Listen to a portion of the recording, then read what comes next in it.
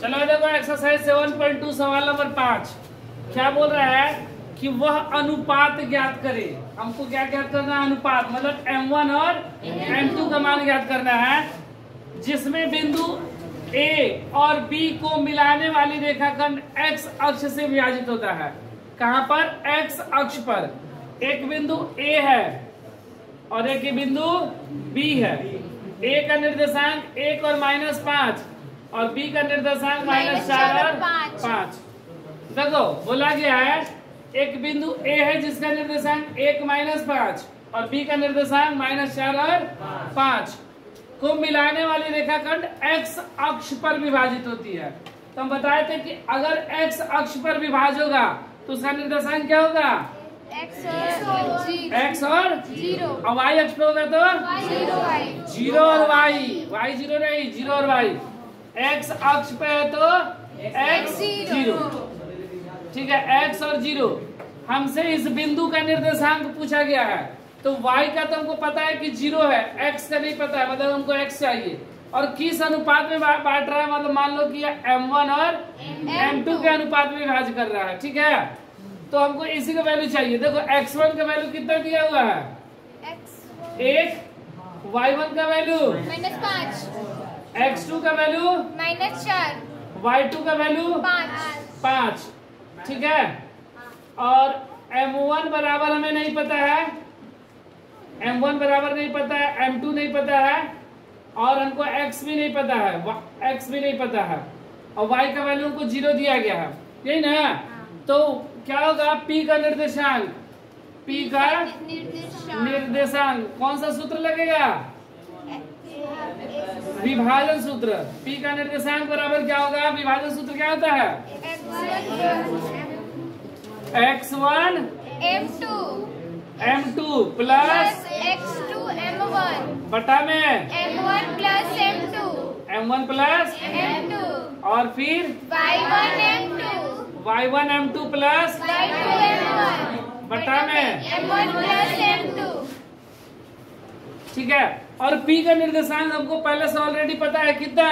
x और 0, x और 0, क्योंकि x अक्ष पर विभाजित था ना, x 0 और अब क्या है? x1 m2 मतलब -1 गुणे m2, ये ना x1 है, तो 1 गुणे m2 प्लस 4 गुणे -4 गुणे m1 बटा में m1 plus m2, m1 plus m2।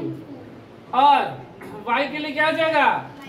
-5 गुणे m2 -5 गुणे m2 प्लस 4 गुणे m1 5 गुणे m1 5 गुणे m1 बटा में m1 plus m2 m1 plus m2। ये गुणा कर लिया जाए ना, x0 m2 plus minus 4 m1 बटा में m1 प्लस m2 और ये माइनस का 5 m2 प्लस 5 m1 बटा में m1 plus m1 plus m2। हम लोग क्या करेंगे? देखो x जो है ये भुज है, x के साथ कंपेयर और y के साथ कंपेयर, दोनों कंपेयर करेंगे, मेरा मान क्या आएगा? बिल्कुल बराबर आएगा।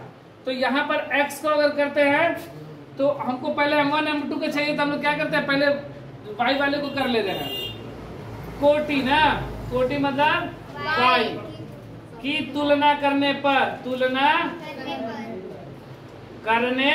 पर ये कितना है? y का मान 0 और यहाँ पर -5 m2 प्लस 5 m1 बटा में m1 plus m1 plus m2 अब क्रॉस मल्टीप्लीकेशन तीसरा गुणा ना, तो 0 गुणे m1 प्लस m2 बराबर -5 m2 प्लस 5 m1। 0 में गुणा होगा किसी चीज से क्या आ जाएगा?